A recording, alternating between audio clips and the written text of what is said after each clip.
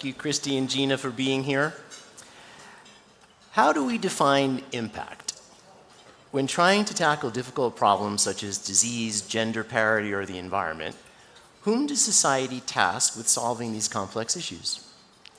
Often we think that the philanthropic sector can step in and address many of these challenges, but even with all the generosity coming from philanthropy, we often need new models from the business and investment communities to work in partnership with philanthropy and government to fix the broken pieces of society. So Gina, I want to start with you. So you have had an incredibly varied and impactful career. You've started a magazine, you have started your own real estate development firm, and probably in a move that not many people saw coming, you started a university. I want to know, why was that important to you along that trajectory? And now, as an advisor to the president, how do you prioritize what public investments can do to move the gender parity story along? Thank you. Thank you for the invitation. Thank you, the Milken Institute, and thank you personally. Well, in my case, it was extremely important to switch from brick and mortar that I've always loved to impact. You know, when I was 42, I definitely decided that I needed to leave a legacy. And then I started my university. But something extremely important, I think, to everybody, and especially to me, is to don't confuse impact with non-for-profit. You know, impact doesn't need to be a non-for-profit. You know, my university has a double-digit EBITDA year over year, and I still have 50% of the students with scholarship. And we have zero donations, zero, no donations at all. We did a model that is self-sufficient. It's like a factory of creative students where we have a very good return on investment. So, you know, that's something that I want to be clear. It is a very good business. And still, you know, 1,500 students do it for free. Then, as you said, as an advisor to the president, you know, we try to encourage more impact investing with high returns.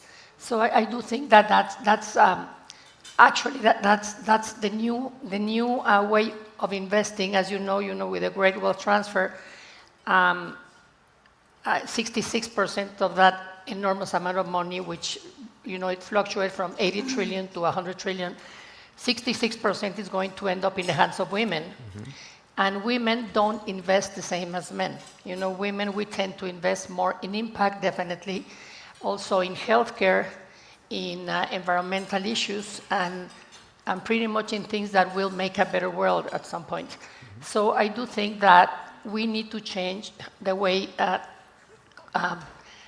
let's say, people bring businesses to us, because we are going to invest in different ways, and we're going to end up with a lot of money in the hands of women. Yes. So that's why we're trying to bring companies and investments to Mexico that are impact investing, big dollar amounts of impact investing.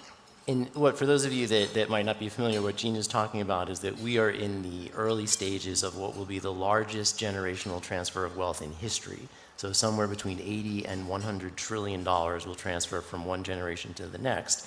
And for the first time in history, women will control more of those assets than men. So, Christy, let's go to you. You could have chosen any number of issues to bring your resources and platform to address. Tell us what strikes your passion about oceans, and then also, as just through happenstance, everyone's enjoying San Tomar.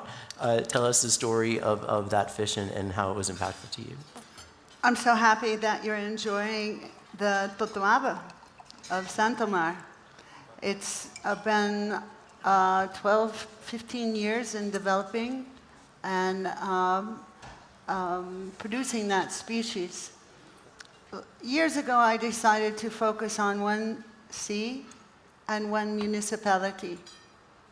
And I chose La Paz, the municipality of La Paz, and what was known as the Sea of Cortez, Gulf of California. I wanted to change the way the ocean protein was farmed. I wanted to honor both the animal and the sea, and at the same time, create a healthy protein. So to do that, we had to develop offshore farm systems that are submersible cages. Those are new. That was part of our technology.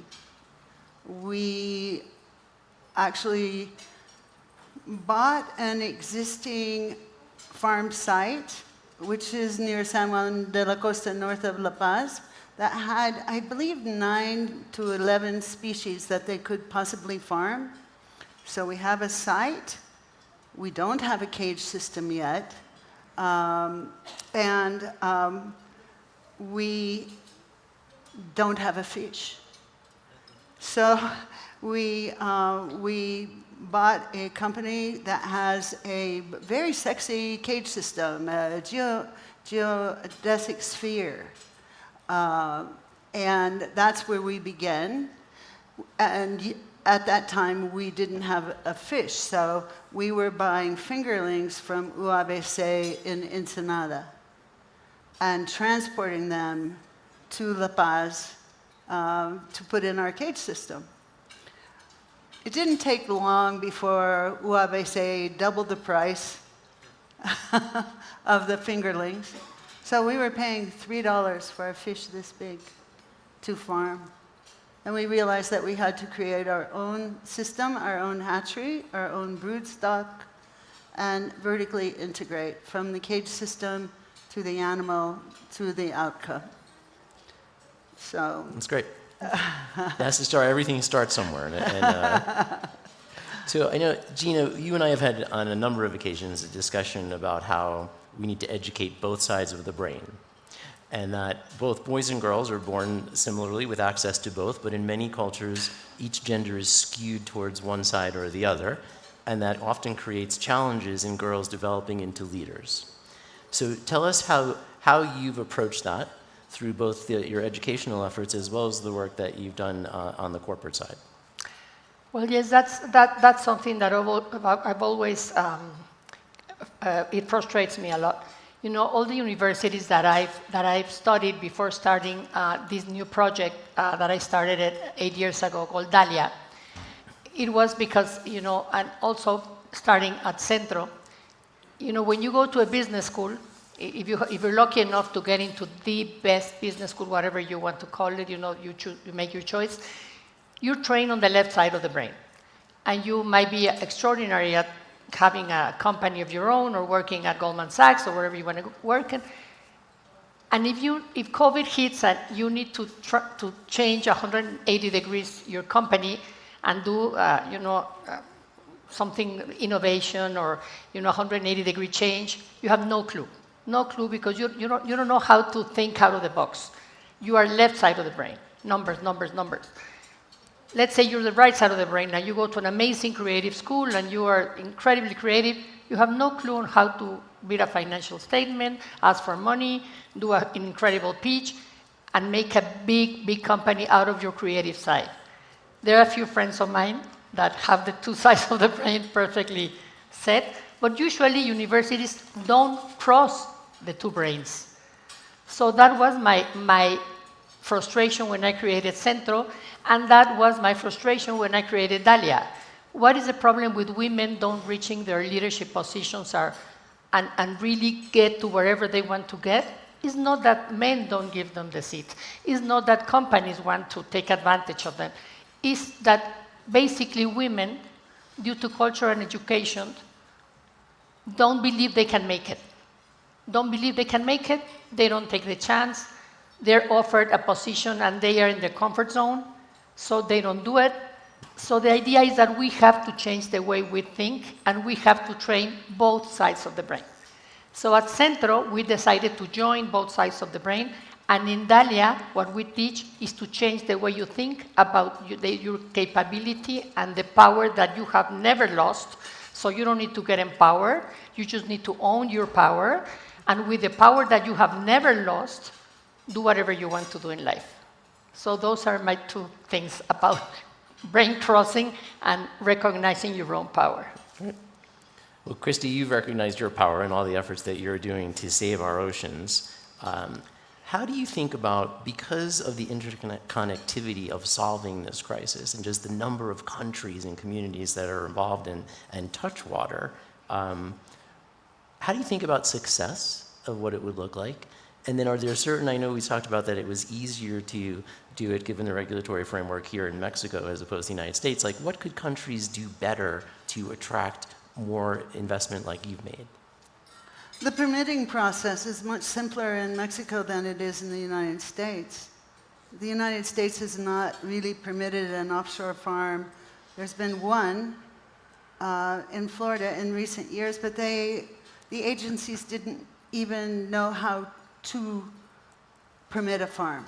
We worked for the work was over a 10-year period and couldn't get it done, but were able to work with the agencies enough so that NOAA could actually permit a farm in the United States. In Mexico, we already had this concession. What I realized when I first saw this cage system, which was over in Guaymas, was that with a concession in the sea, I have a no-take zone. We have a no-take zone. We have an economic enterprise in the middle of it. We have no atrophic bottom because we're in deep water. So this was just an aha moment to me, because we had been working with no-take zones with fishing rights, and the problem has always been the enforcement. And with a farm, with an actual concession, you have presence 24/7. Your economic enterprise, so you're always there. And I love the science of developing species. The latest species that we've worked with in Mexico is the huachinango, the true red snapper. That has taken us 6 years to simply have that fish survive past 20 days. So that's 6 years of investment. So we think long term when we think about the oceans and creating healthy proteins. So. Thank you. Let's go back to Dalia, Gina, because I want to talk about this notion of hard versus soft skills and how we think about that. If I think back to all of the CEOs that I spoke with during the COVID pandemic, right, most of those people tend to be operationally or financially trained. And I think in that instance, there was a great amount of EQ required. Thousands of people were dying, people were trapped at home, loneliness skyrocketed. And we were thinking of it in terms of people who didn't have that kind of emotional reservoir when that was really what they were being called to do, struggled a lot, even though they were ostensibly very adept at the hard skills. So how do you, through Dalia, what are you trying to train the next generations of leaders? Should we just abandon the hard and soft notion and just train people to be leaders in a different way? Yeah, I love that question, because that's now like my mantra. The World Economic Forum, McKinsey, and LinkedIn, they published that from the 15 skills that you need to succeed in the next 5 years, 10 are soft skills, which in my opinion, anybody that named soft skills should be in jail, because honestly, they have nothing of soft skills here. In Dalia, we call them life skills, because those are the skills for life. And the head of, the CEO of Hydric and Struggle, I was talking to him the other day, and he was telling me that if a search of a leadership position failed, it never, ever fails for the hard skills. Because hard skills, they already check the box. They know that you studied here, you did this, you work here, you work there. It always fails because of the life skills. So, Dalia started 8 years ago. Everything that we train is based on life skills. We don't train anything in academic skills, because for that, we all know that everybody that is here is perfectly trained in academic skills. The problem is attitude and life skills. And now more than ever, especially with AI, what you need to be trained and powered in is in life skills, because those are the things that AI will never take away from you. So I am definitely obsessed with training on AI, on life skills, and life skills will take you anywhere you want to go. Give us a couple of examples. What are the life skills you focus on? Emotional intelligence.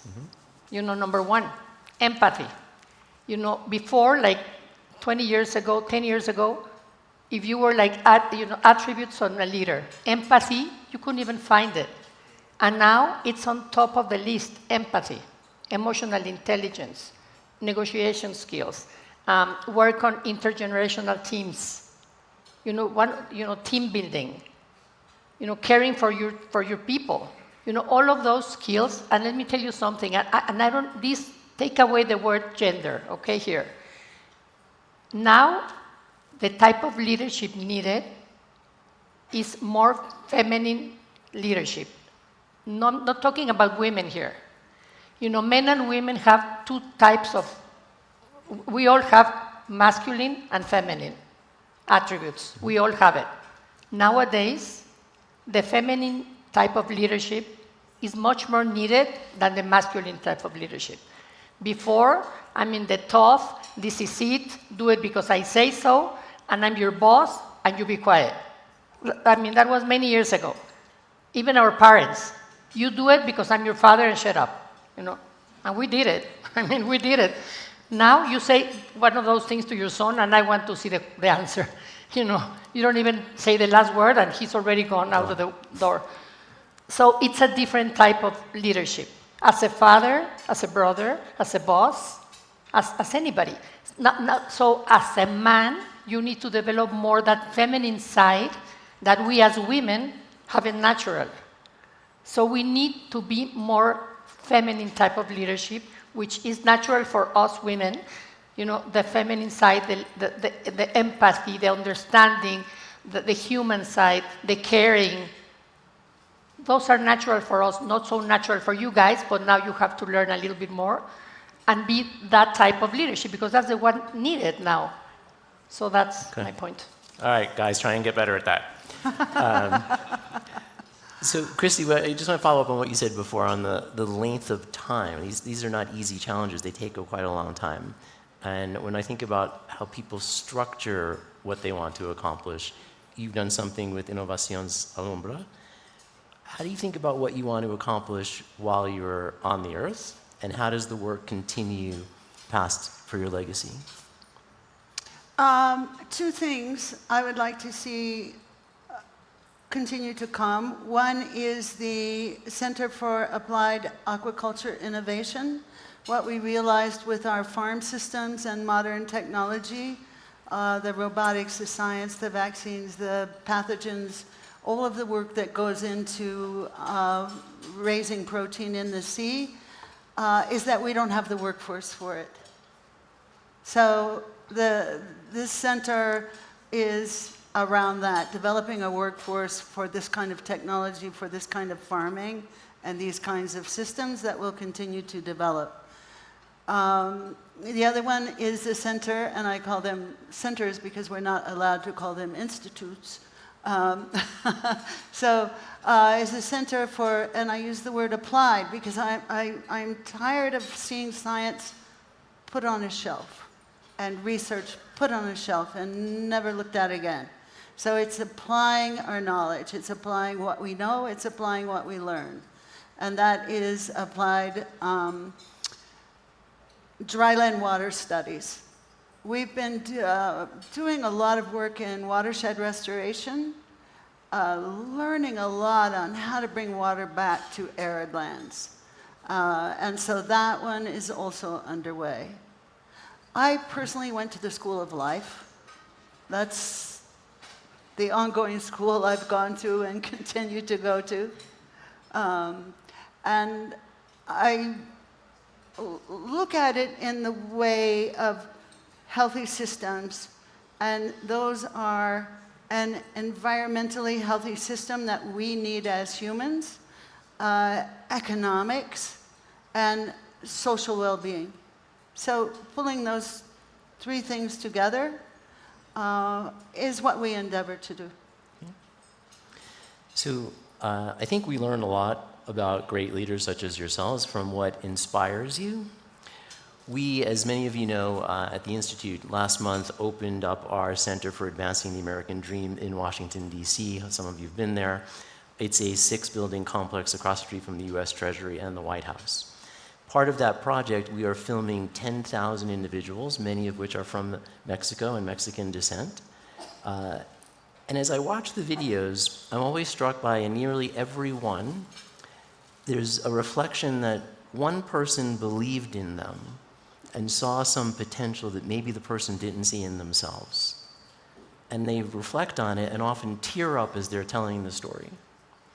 So I want to ask both of you, who in your life has been that person for you that really gave you a touchstone that you go back to again and again? Gina, I'll start with you. Well, I was born in the shoulders of a giant, which was my father. I've always been closer to men than women as far as role models. And my mentor, Pedro Aspe, always. So I've been very close to those role models. Yes, okay. And Christy, Yeah. who is it for you? I would say my late husband, John. He was so intelligent, curious, and innovative. He had a different kind of mind. Mm-hmm. And, as he went through his life, his work on the environment was creating business, like for solar. His thought went that way, and education. He came here to speak to President Fox about the educational system of Mexico, which is very similar at the time to the union control of the educational system in the United States. And we worked really very hard to, first of all, going for a voucher system where the money follows the child, whether it's a private or a public school, and ended up with the charter school system, which is a public school system, but it works outside of the union to deliver education. Mm-hmm. So I want you to notice that... That was his passion. Okay. Each of them smiled when they thought about the person that inspired them. Yeah. So I want you to think of the person that inspired you, and if they're still around, you should reach out and thank them. And I want to thank both of you, Thank you. For this panel today, and we'll continue.